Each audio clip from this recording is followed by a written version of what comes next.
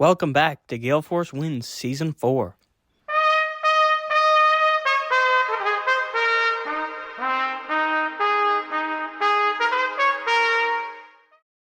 The Gale Force Wins podcast is proudly sponsored by the Newfoundland and Labrador Construction Association. The NLCA provides unparalleled opportunities for its members through industry education, construction information, government advocacy, and networking events.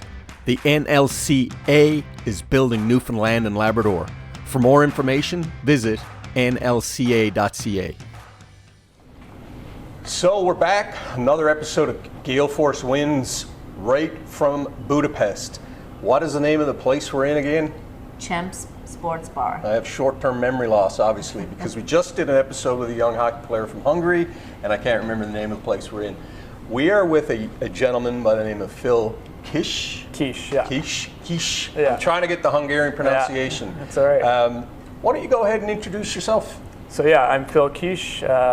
Again, depends what country you're in. Canada, it's Kiss, but I'm a Canadian-Hungarian. I have a Hungarian passport as well as a Canadian. This is my 5th year over here playing professional hockey, currently for Újpest. It's the 4th district in Budapest. And yeah, I've been over here since 2018, and you know, I consider Budapest kind of my second home now. So You classified yourself as a Hungarian-Canadian. Describe what that means. yeah, so it just means I basically have a Hungarian and a Canadian passport. I know we talked about it a little bit earlier, but my mom was actually born in Budapest. So, and my dad's parents are Hungarian as well. Both my parents speak fluent Hungarian, and you know, kind of my whole family is Hungarian. So at home they speak Hungarian. I grew up with the food and everything like that. So having a Hungarian passport was a little bit easier for me to come over here. And So where did you grow up? I grew up in Burlington, Ontario. You were born there? I was born in Toronto, but I grew up in Burlington, Ontario. Kind of next to it where my grandparents grew up, Hamilton, Ontario. Pretty big Hungarian community there back in the day. You know, some people have passed on now, but kind of grew up around the Hungarian culture around there. And, you know, I didn't really know much about Hungarian hockey until, you know, my college years and figuring out what I was going to do next with my life. But from there, I came over here, and I haven't really looked back since. Yeah. So Burlington, what was the first time you were on the ice? Probably 3 years old. You guys are probably familiar with the Timbits hockey system, and you know, growing up through I have 2 children that I had in that program. Okay, yeah. They never got to the level that you got to, but hey, it's all right. You know, whatever you enjoy. But yeah, growing up through the minor hockey system there, and then eventually going up to play rep hockey with the Burlington Eagles, and then finally onto junior A hockey in the OJHL, and then going to college, and finally coming over here. So what position would you be playing? I play defense. Defense. Yeah. I like that. That's a good position. I used to play forward when I was younger. Okay. Now I'm in a beer league, and I like defense. Yeah, I guess maybe So- less skating.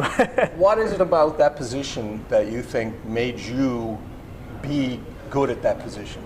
Well, I actually started out as a forward, and then I think maybe when I was 11 or 12 years old, my coach kind of was like, hey, like, you notice maybe you can control the play a little bit better back there, and he switched me back there, and you know, I've been playing defense ever since. But I think it's just you know, the poise kind of in my game that I have, and being able to make a great first pass, and the skating ability, and you know, just being consistent on defense has allowed me to be successful. Yeah. One of the things I think, Judith, we want to explore, and we did a little bit with the other gentleman we talked about, but the difference between, say, Hungarian hockey and Canadian hockey. Let's delve into that a little bit. Sure. And you know, is there a gap, or what are the differences that you can articulate? Yeah, I mean, first of all, I think it's the size of the ice.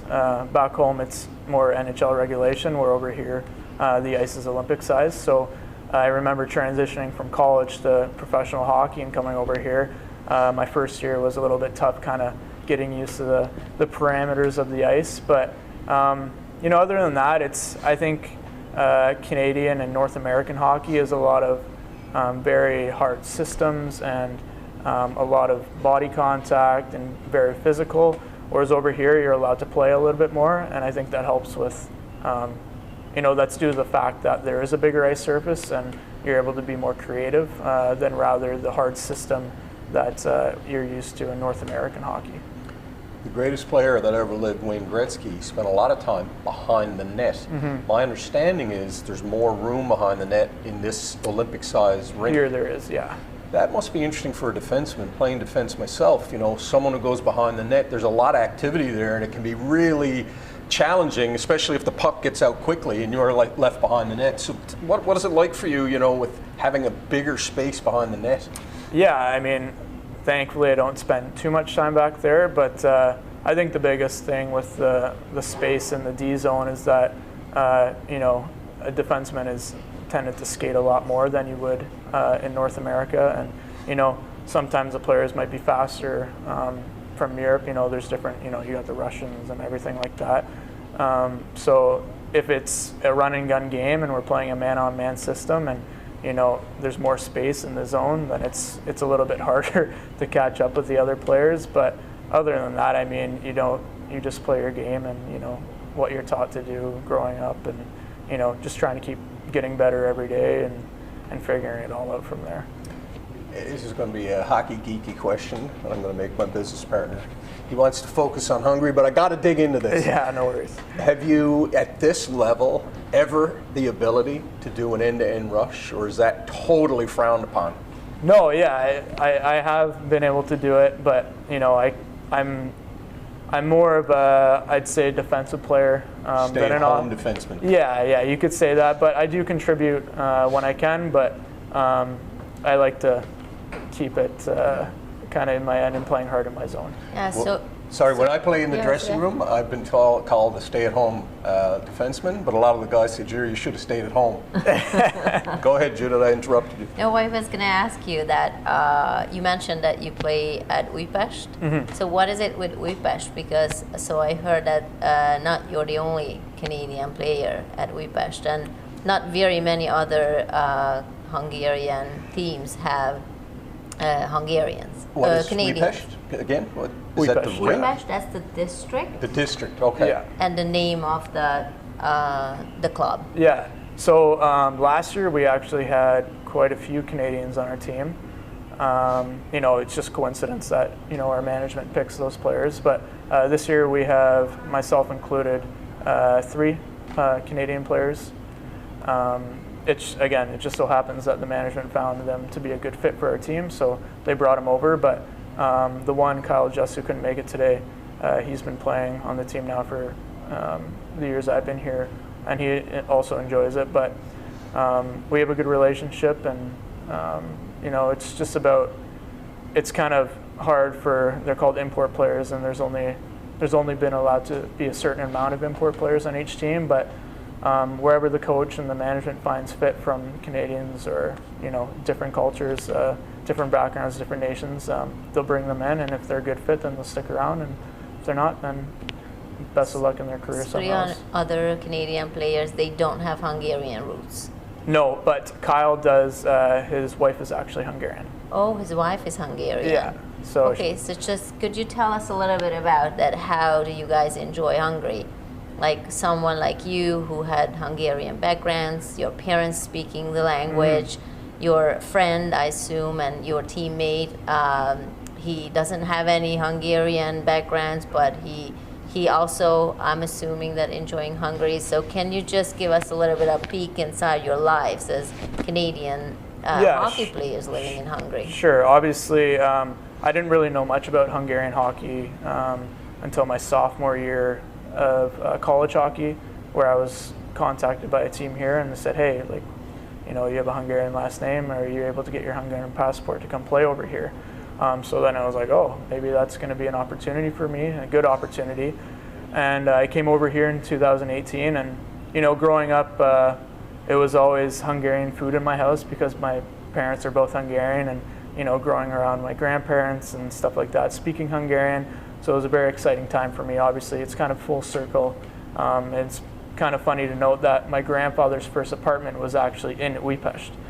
So it's a very full circle moment for me to be over here, and I met my fiance over here, which is now a big part, obviously a big part of my life. And hockey's very unpredictable, though. You could get hurt tomorrow, you could just stop loving the game, and I'm kind of playing it by year and seeing how well I perform.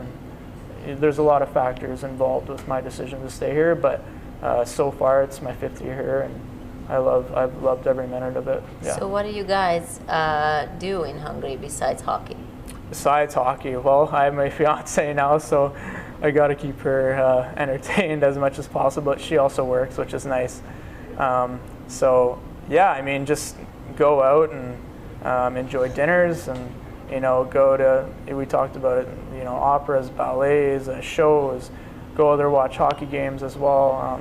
There's a lot of things to do here during the week, and even just walking around. I live right downtown here, right? So being able to just walk outside and have a beautiful view of all the sights to see here every day is really nice. So I don't really get bored here, which is great. But obviously there's some downtime during my days where I like to spend at home. So, just so I'm understanding, and I think a lot of Canadians you guys are continually saying Budapest. So there's Budapest, and Budapest is like Mississauga to Toronto. Is that right, or no? I wouldn't say that. I mean, there's districts inside Budapest, right? So it's the 4th district. But yeah, Each district has a name. So where I live, it's the 3rd district. It's Óbuda. That's Old Buda. Okay. And where he plays is the Budapest is the 4th. Budapest Yeah. is New Pest. Okay. So, in terms of that geographical description, how does that affect the way hockey is played? Is there a rink in each area, or how many rinks are there in Budapest? Yeah, so we have our own rink, obviously, and then all the other teams in Budapest have their own rink as well. But it's nice that the travel in this league isn't too bad, because there are a lot of teams in this area. I think the farthest we'll travel is 3 hours, which is a place called Debrecen. But the travel is one of the best things in this league, because you don't have to spend too much time on a bus, right? So, Tell me about that. Professional hockey involves, once you get to the level you're at, there is a lot of travel. Mm-hmm. I know a friend of my young man is a member of the Cape Breton Screaming Eagles. okay, yeah. Sydney, Nova Scotia, that Yeah. is remote as the bus everywhere. Yeah. What was it like in Burlington and the other teams you played on? Were you on a bus, plane, what car? What Yeah, kind of- luckily enough, in junior hockey in the OJHL, I played for a team called the Georgetown Raiders. But all the teams in that league are relatively close. I think the farthest trip we would take was 2 hours or something, or we would go to Buffalo across the border for a game or two every once in a while. But again, the travel wasn't as bad there. In college, it wasn't as bad as well, unless we were going out of conference, which we would have to travel to, New York State or something College like was that. in Boston for you, In right? Boston, yeah. So luckily enough for my career, the travel hasn't been too bad. The only bad travel in this league is going to Romania, which is a 12-hour bus trip. So, but it's, the bus trip sucks, but once you're there, it's kind of nice to, be with the team and being in a hotel and kind of bonding over that experience. And you're not like traveling on a rock star bus getting served No. meals and all that. no. Yeah, it's just a regular Greyhound or coach bus that you would see. Yeah. Let me ask you this. We're an inspirational podcast. We talk a lot about inspiration. Sure. There's days when you may have had a string of losses. What is it you do to get yourself up so that you can get out there and play the next time? Yeah, I mean, luckily enough, that's the great thing about hockey. There's always going to be another game. After the game, obviously, you can reflect on the loss and, go over video and, kind of figure out what things went wrong during that game. But in this league, it's a quick turnaround to the next game. And, just trying to figure out what you did wrong the game before and fix those things in the next game and make sure they don't happen again. I think that's the biggest thing that, we're human, right? You can make mistakes, but the thing is that you shouldn't be making that mistake twice. and being consistent and playing your best is the way to do it, I think. So last night I had a bit of a special thing happen. Ended up interviewing Mike Keenan and Mike Perino. Mike Keenan is iconic coach, coaching Italy. Your team, is it stipulation that they be Hungarian coaches, or do you sometimes have Canadian coaches or German coaches? Yeah, there's no stipulation at all. There's teams in our league that have foreign coaches, but again, it's what other management sees fit, and can work with budgets, and there's a whole kind of thing that goes with it. We also have an academy system, so coaches are in there, and if there's ever a coaching change, they make give opportunity to young coaches, but right now there's no stipulation to whether it couldn't be a Hungarian coach or a different coach. It's all relative, yeah.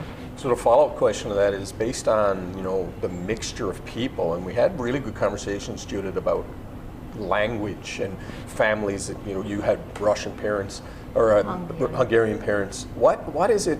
What language is primarily spoken to direct the strategy of the team? Is it English? Or yeah. We talk in English. Obviously, side conversations with the coach. Our coach is Hungarian, so Hungarian conversation between Hungarian players, obviously. But the main strategy talks in the room and in front of the whole team is in English, which is good for us, obviously. Well, I guess, but I think from my perspective, being in the room, and probably why I never advanced very much, some of the conversations around the rink, with the coach drawing up plays, can get pretty technical. Cycling and all that, for those that are hockey fans know what that means. If I was on your team, and it wasn't in my first language, like, it must get a bit challenging for some of the guys on the team, doesn't it? Yeah, I mean, luckily enough that most of the guys on our team have very good English. There's some guys that it's a little bit harder for them to speak English, but it's all relative. Like growing up playing, you can see what they're drawing on the board, and you can kind of figure it out, at least for them. But luckily enough, like I said before, that our coach speaks English, so we're all able to kind of understand what he's talking about.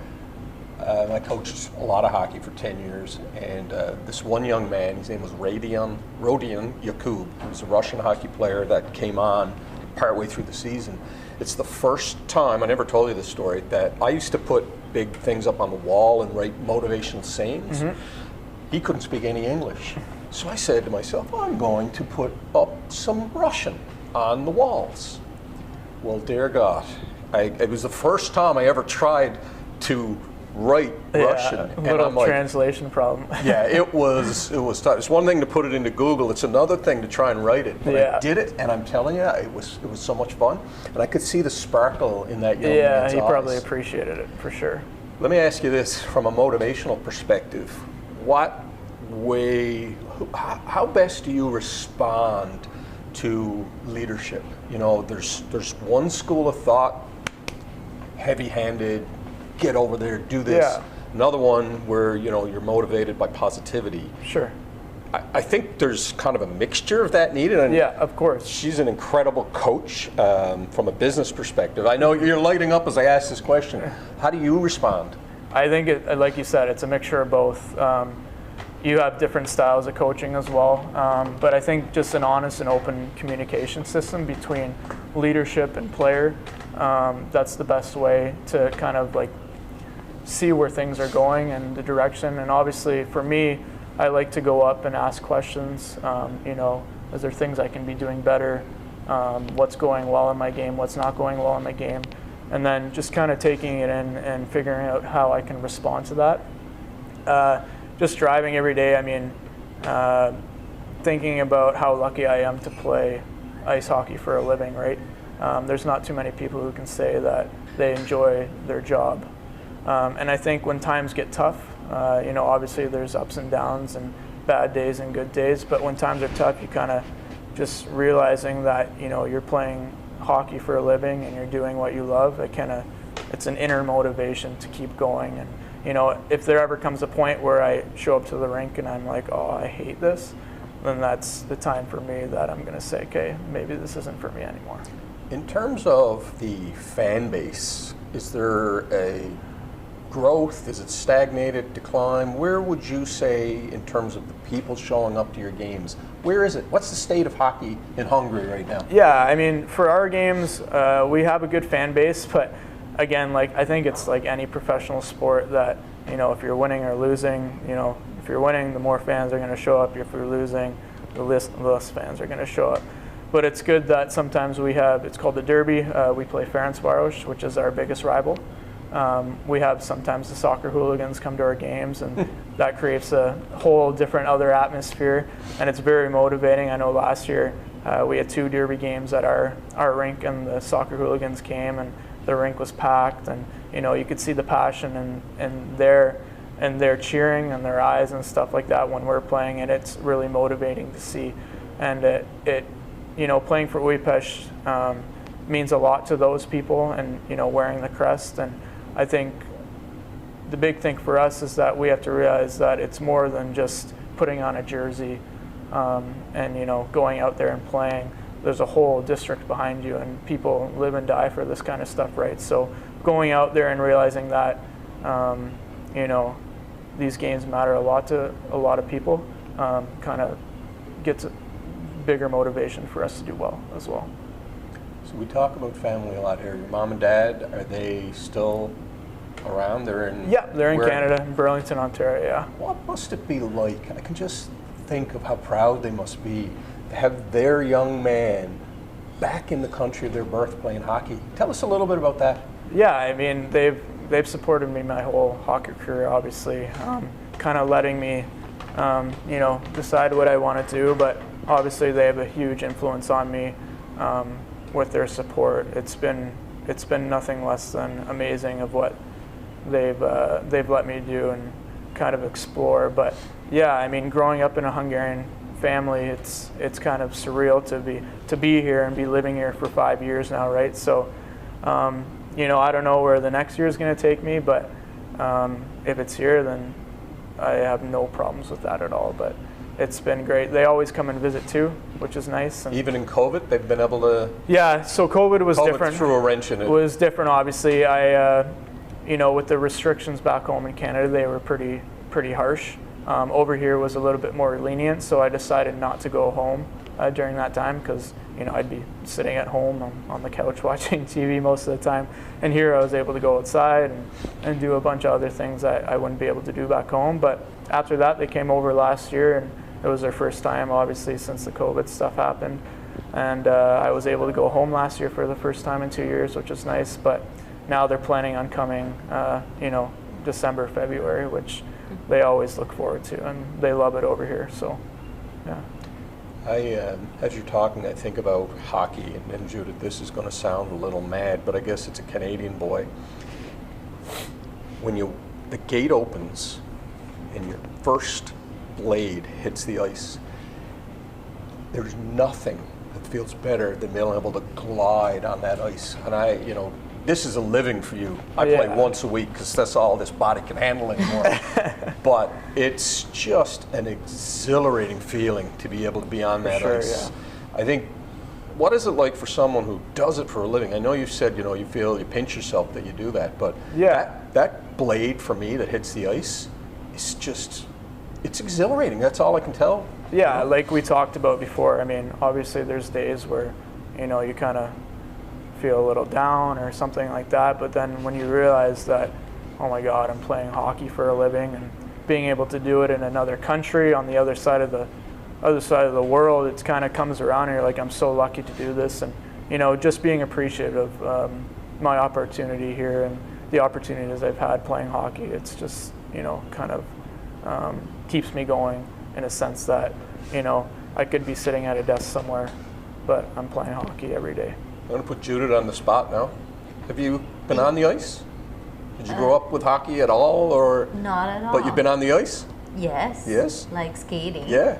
And obviously I'm a skating mom, but for a figure skater, which is, so we went through Skate Canada's phases, so we're very familiar with the figure skating system. Yeah. And I love being a skating mom. Like, the pride and joy that a parent feel towards the child is on the ice, and it's always, and you guys look make it look so easy. Then when there was a celebration on the ice, and the moms got or the parents on the ice, and then I felt like I can skate too. In fact, I realized I cannot, just because it looks so easy for everyone. Yeah. So that's fantastic. It was funny, I was in San Francisco one time and I looked out my window and saw an outdoor skating rink. I must go try that. So I go down, rent the skates. The most dangerous skates I've ever been on. They don't have sharpened blades. I don't know if you've ever done this in any of the American cities. When you rent the skates? Yeah, because everyone that doesn't They're skate terrible, kind of shuffles, but I'm skating and I was like, oh my God, I'm going to die. And it was very dangerous. They have, in the winters here, I think it's Varosliget by Hero Square, they freeze over a pond and you can rent skates and stuff like that. I remember I went with my fiance and I didn't obviously have my hockey skates with me, and I put those on, and even for me it was hard to skate out there with those things. So I can imagine people who actually don't skate, that it can be quite a challenge. Imagine, oh, there's a wee professional hockey player. He doesn't look like he can skate. Yeah. So I guess one question I really want to ask, you're speaking to some young Hungarian boys and girls. What advice would you give them about hockey in general? Yeah, or maybe life, whatever. Yeah, sure. I mean, if you enjoy it, keep doing it. That's what it has been for me. Like I said before, if there's a moment in time where I don't enjoy this doing anymore, then I'm going to stop playing. But for me, a big thing is keep getting better every day. So whatever you're doing in life, do it with your best and have the attitude that you want to be the best, and do everything in your power to make you be better for the challenge that you're facing. So yeah, that's. And my question is for professional players always is there anything on the horizon in your mind? So when you say that when you don't enjoy it anymore, then probably you'll stop. But is there any other interest or something in your head that you would love to do? I mean, luckily enough, I was able to get my degree going to college. So I knew I wanted to play hockey after college, but obviously hockey doesn't last forever, right? So it's just about me kind of being proactive and trying to find a new passion after this. And I hope that passion translate into something I can do for a living. I'm hoping that, after hockey, that my next job, I'm able to love it as much as I do playing hockey. So that's kind of where I'm at from now. But again, hockey's unpredictable. So, I could be playing more years, I could not be playing more years, but, just taking it day by day and, enjoying the moment, while it lasts. What a great example. What was your degree in? Business. Business. Yeah. That's what I did. Great degree. With a name like Phil Kesh, do you ever get mistaken for Phil Kessel? Does that ever happen? It has happened, but I don't think I look like that guy. But I don't know what he looks like, but the name is very close. Yeah. I mean, when you say it, there's some people who mistake it for him, but it's far off enough that he plays at a different level than I do. So, yeah. So Judith, what do you think? What's your thoughts on this chat with this fine young man? To me, it was fascinating to talk to someone who was born and raised and trained in Hungary, then moved to Canada, and now we had this interview with this very positive, energetic young gentleman who were born in Canada, raised in Canada, trained in Canada, and then he just moved back to Hungary. So the two interviews together is just such a nice compliments to each other to make it this conversation even more fascinating. Well, I'm going to say something that we say, and we've let Judith say it, but I want to say it today. The world needs more Phil Kiss. Kish. Kish. Yeah. I had to say for Canadians, Kiss. For Hungarians, Phil Kish. Kish. Thank you for having me here. Thank you. It's been great, yeah. Thank you for tuning in to Gale Force Wins. That's Gale Force Wins, WINS.com.